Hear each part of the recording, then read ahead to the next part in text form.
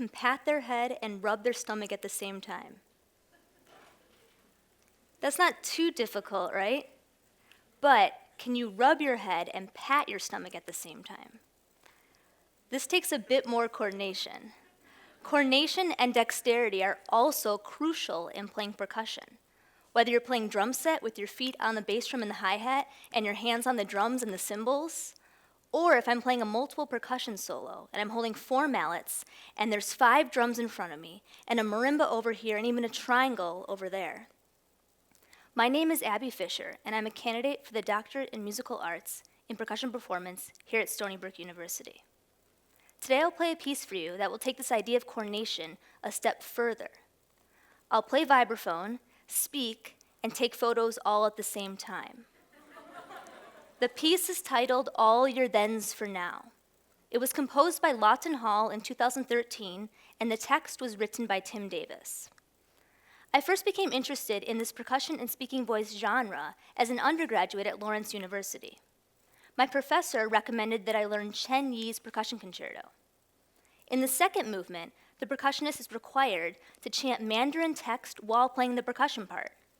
First off, I don't speak Mandarin, so I met with a tutor to learn how to pronounce the text. Then I practiced chanting the notated pitches, and finally I added that to the percussion part. Around the same time, I saw renowned marimbist Nancy Zeltzman perform a marimba and speaking voice work titled The Connection by James Rolfe. I would later learn and perform this work myself, and it really affected my musical life. It was the first piece that I truly felt was my own and that allowed me to connect with those I was performing for. And I believe that this was the case because I was using my actual voice and my artistic voice in creating music and telling a story. Once I realized I had this connection to the percussion and speaking voice genre, I worked on the commissioning project for the piece you'll hear today, All Your Thens for Now. This work was by far the most complex and wordy speaking work I'd yet to tackle, and I knew if I wanted any success, I would need to work on my speaking skills. So I met with Deborah Mayo, a theater professor here at Stony Brook University, and she helped me to speak more clearly, with correct emphasis, and to indicate the rise and fall within sentences and ideas.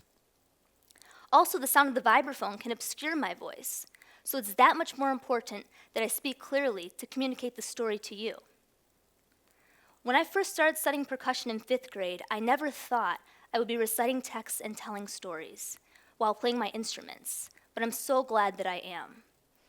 I hope my expanded concept of music can inspire others to expand their own concepts of art and music.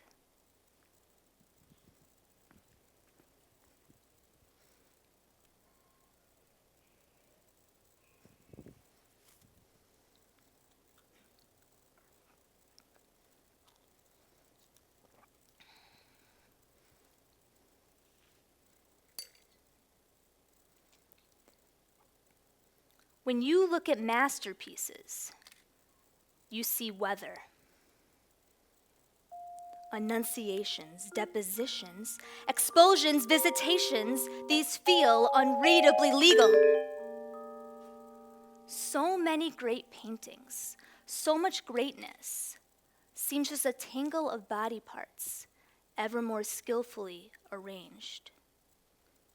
The Renaissance is full of people standing around. By the Baroque, they're writhing around, like a movie reel switched from an art film to a thriller.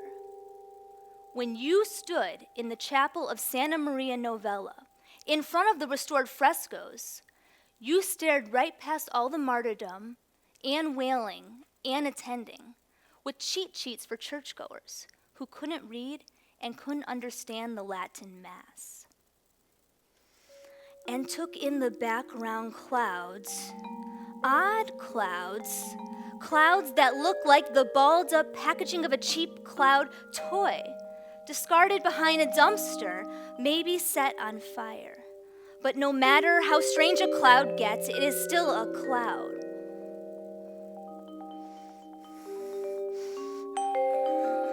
You are nowhere near a masterpiece now. You are on a golf course, just on a long-graded drive of American Services. A corner with 4 different Phillips stations, 2 of which now belong to the same company. herringbone parking lots like the one at Mr. Steak, where you watched with a group of beatified dinner-goers as a UFO descended. It was a white dot that got bigger and bigger in the evening sky, and as it did, your sense of this is it ratcheted into your thyroids. This is it.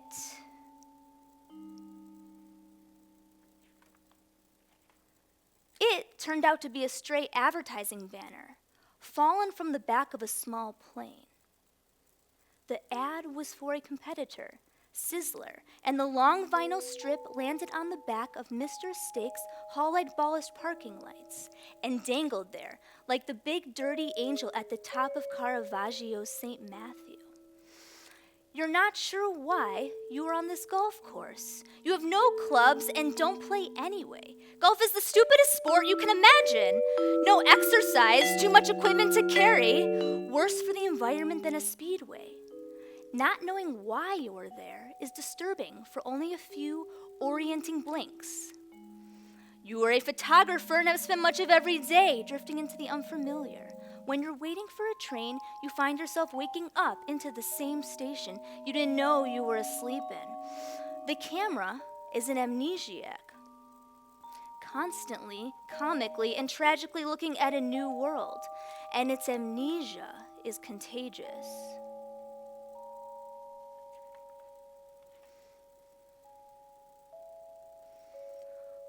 On the golf course, all you see is weather. The sky is dark, a darker tone than the very green fairways if this were printed in black and white. There has been an afternoon storm and the sky looks bruised.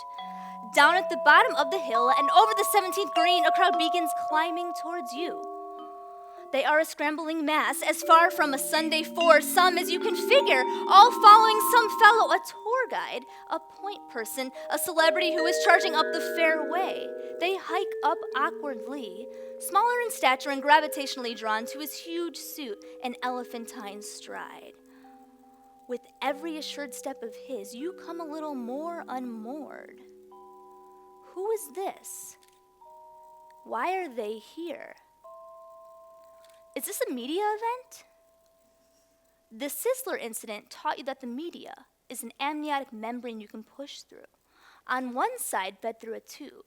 On the other, screaming for your own air. When you are walking in the city and the camera comes on, the correspondents breathe deep.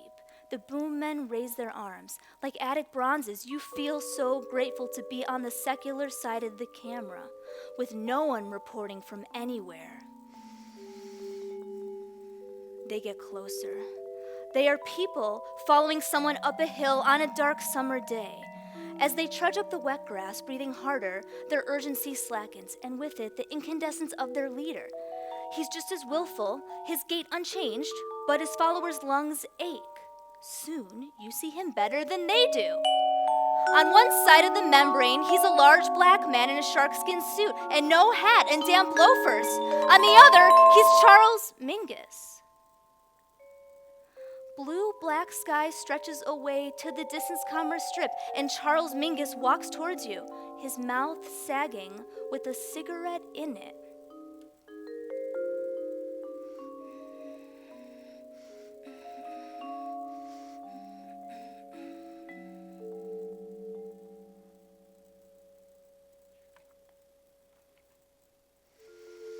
For all our succor and scorn, celebrity is nothing but the plain and the familiar. Your mother is no one special. You just recognize her in the crowd above the bassinet. In those Renaissance paintings, celebrity virgins with their entourages standing around.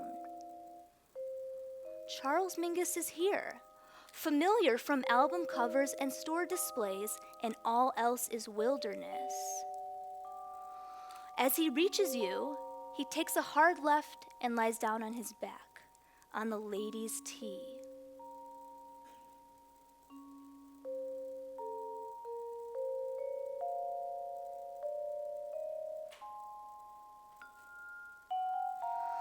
You don't like the word then. When you read, you scribble little lines through all the thens, embarrassed at how simple the formulas are for describing time passing. But as the sun comes down, below the slab of sky, gilding all you can see, you realize you've been saving all your thens for now. Mingus laid out on the manicured grass, just now backlit with alloyed halos, and the wet course glinting, and the sky all wrong.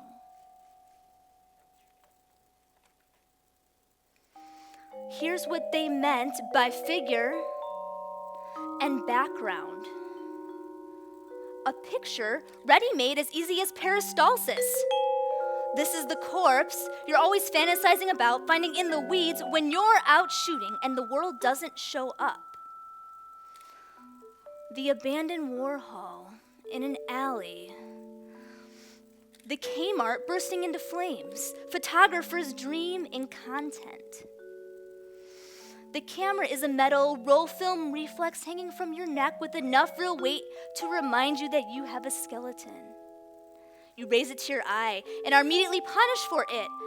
The meter's broken. You can't find the f-stops. The focus ring feels unaligned and makes a gritty sound when it twists. You can get infinity in, but not the foreground. You press a shutter and it responds with the saddest sound any mechanical thing can make. Silence. You let it drop. A broken camera is nothing but a cobblestone.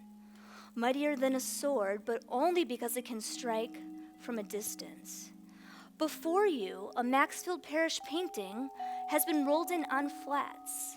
Mingus is still on his back smoking, and when he takes a drag, the tip of his cigarette is the exact orange of the sunset tinge. What a picture!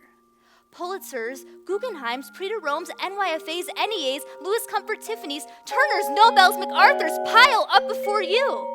The picture is that good, a masterpiece, maybe. All you've suffered for, that badly weighted backpack of failure you keep trying to force into the overhead compartment, the unfinanced expeditioning, the sense that art has become the hair-lipped cousin of the entertainment industry, the endless envy and disdain. All this appears banishable by one click of one shutter, and then the light goes.